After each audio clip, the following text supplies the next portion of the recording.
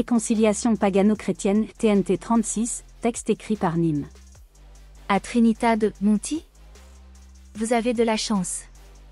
Pourquoi? Parce que vous vivez dans l'un de mes endroits préférés. Tout le charme souverain de Rome y est rassemblé, comme une essence dans un vase, n'est-ce pas? C'est vrai. Entre l'obélisque de la Trinité et la colonne de la Conception, mon cœur catholique et païen est suspendu ex voto.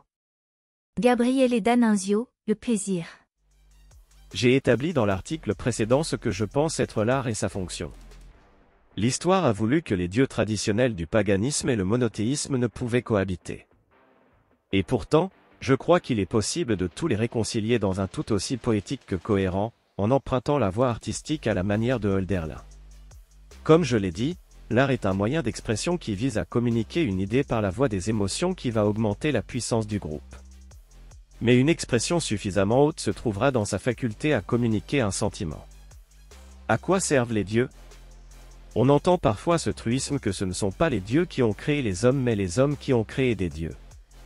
Je n'en disconviens pas, mais pourquoi ce phénomène est-il si répandu?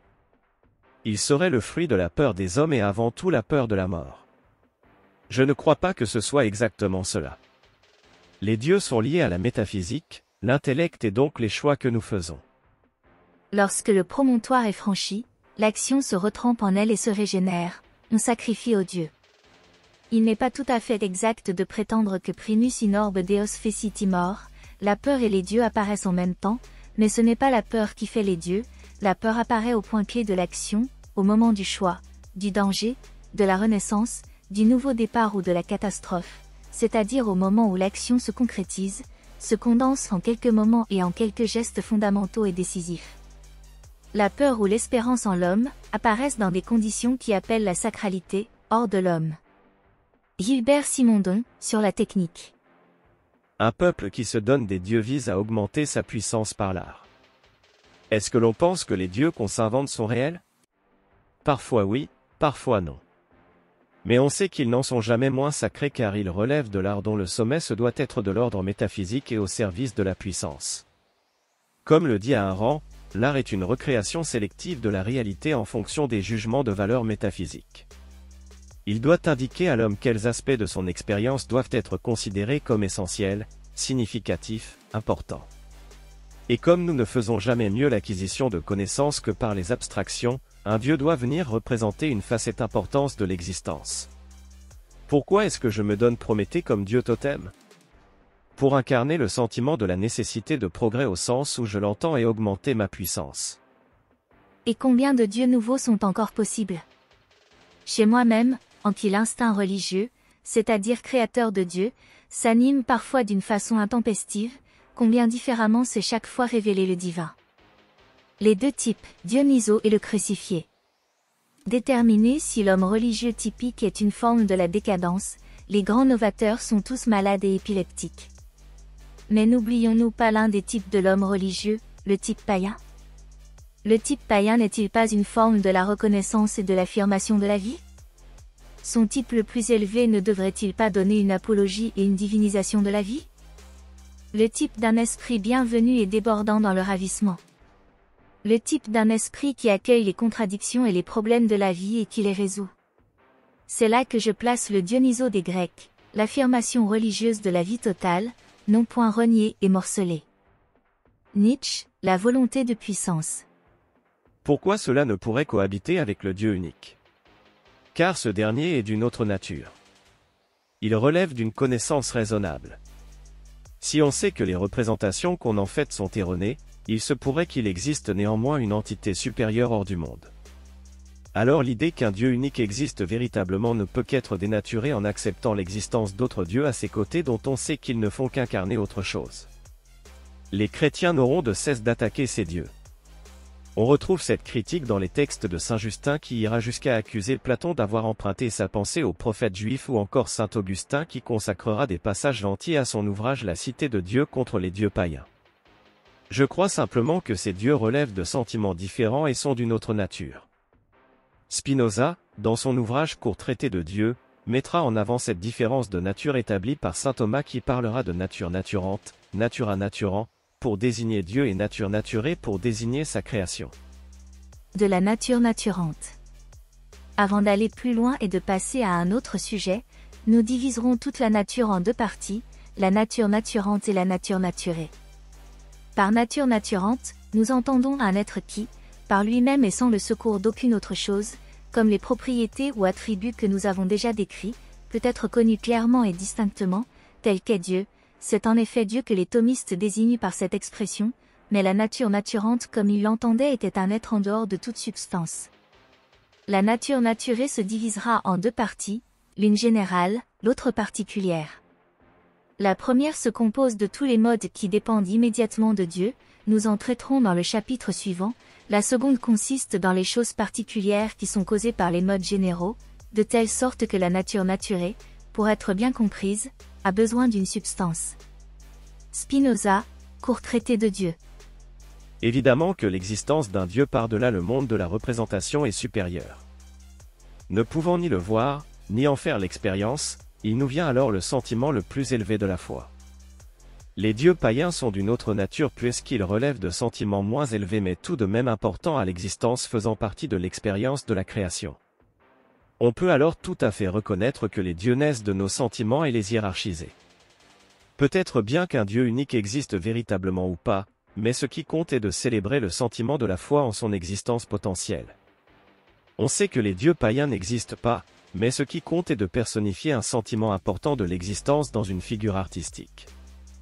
Ils sont nécessairement anthropomorphiques puisqu'ils naissent de notre rapport au monde et à l'existence. Apprenez de ce qui suit combien nos traditions sont préférables à celles des Juifs. Nos philosophes nous ordonnent d'imiter les dieux autant que nous pouvons et cette imitation consiste d'après eux à contempler la réalité des choses. Car dans le Père, toutes les choses sont parfaites et unes, mais chez les dieux séparés, une qualité ou l'autre prédomine. Ainsi, Arès gouverne les nations belliqueuses, Athéna celles qui sont à la fois belliqueuses et sages et Hermès celles qui sont plus prudentes qu'audacieuses. En somme, chaque nation reproduit les caractéristiques essentielles du Dieu qui règne sur elle. Julien l'Apostat, en défense du paganisme. Si l'idée de la simulation repose sur notre capacité à créer un monde virtuel en tout point similaire au monde que l'on connaît, alors qu'est-ce que la capacité à terraformer une planète et y installer la vie par notre ingénierie pourrait nous dire sur l'apparition de la vie sur Terre qui a mené à notre propre existence? Si les humains peuvent lancer un processus évolutionnaire sur une autre planète, ne pourraient-ils pas être considérés comme les dieux de cette planète par des entités conscientes y apparaissant ultérieurement? Mais alors, est-ce que ce phénomène ne pourrait-il pas avoir déjà eu lieu auparavant? Et pourquoi pas sur Terre? Ne me faites pas dire ce que je n'ai pas dit. En aucun cas je n'affirme que ce soit le cas. Mais puisqu'on parle ici de mythologie, donc d'art, je crois que cela constituerait un bon point de départ. Vous remarquerez alors que des dieux païens intramondains pourraient tout à fait cohabiter avec l'idée d'un dieu extramondain créateur du monde, de ses lois et donc, des conditions d'apparition de ces dieux. C'est peu ou prou l'idée sous-jacente du film Prométhée de Ridley Scott qui se veut être un préquel à l'univers d'Alien. La première scène met en avant un ingénieur créant la vie sur Terre à partir de son ADN reprenant ainsi le mythe de la création indo-européenne. On ne dispose pas de sources écrites de première main sur la mythologie des proto-indo-européens. Seule une étude comparative comme celle proposée par Dumézil nous permet d'imaginer ce que pourrait avoir été leur croyance.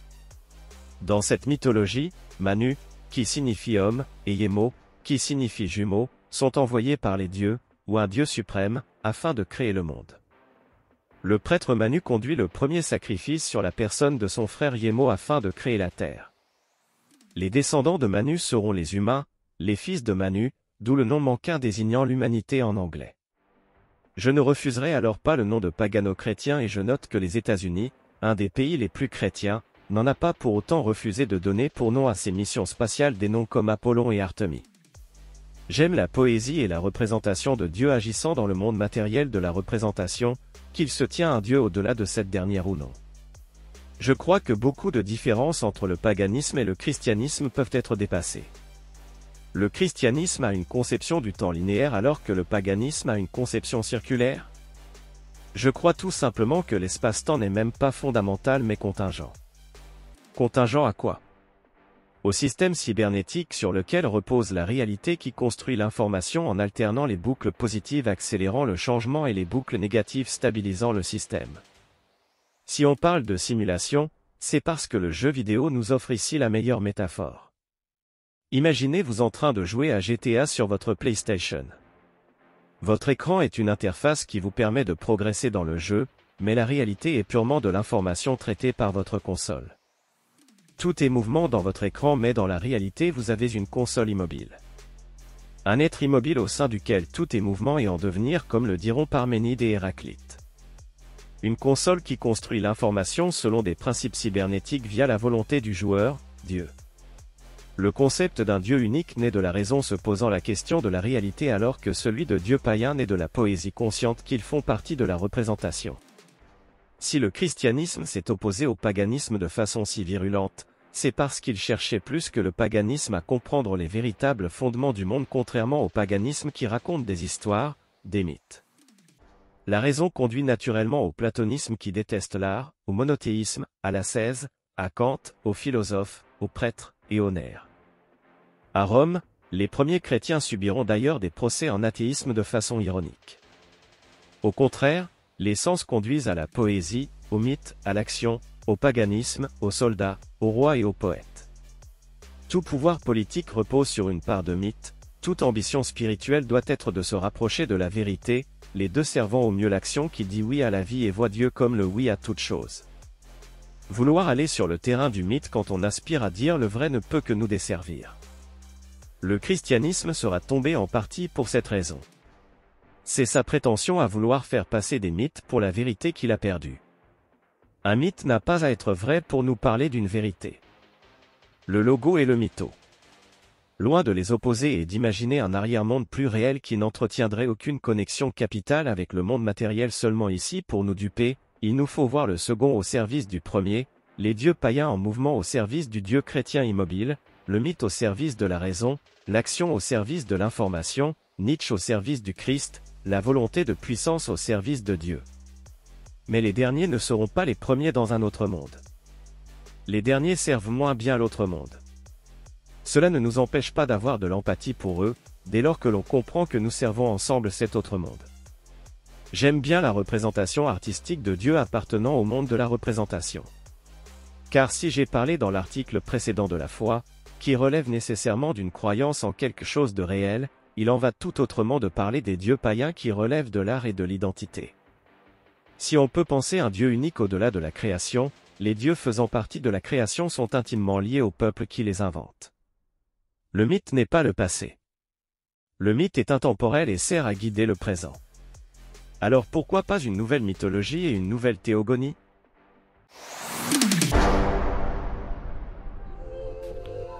Cet audio vous a plu ?